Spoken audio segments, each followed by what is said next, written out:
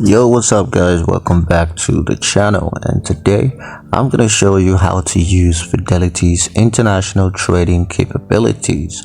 Alright, if you've been wondering how to use Fidelity's international trading capabilities, this video is definitely for you. It's going to be a really quick one. We're not going to waste much time.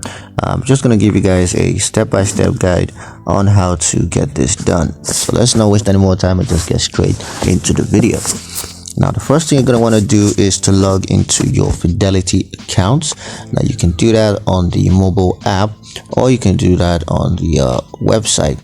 Now, once you're logged into your account, you just want to click on trading, and then you're going to click on international trading.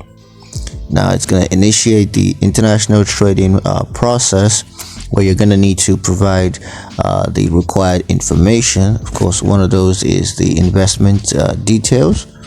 But once all those information has been provided, just choose the international trading options, and then you're going to confirm the international trading details. Just make sure you go over the details one more time, make sure everything is accurate. And once that's submitted, it's going to be set up, and you'll be able to monitor everything else from Fidelity. So yeah, that's pretty much it on how to use Fidelity's international trading capabilities.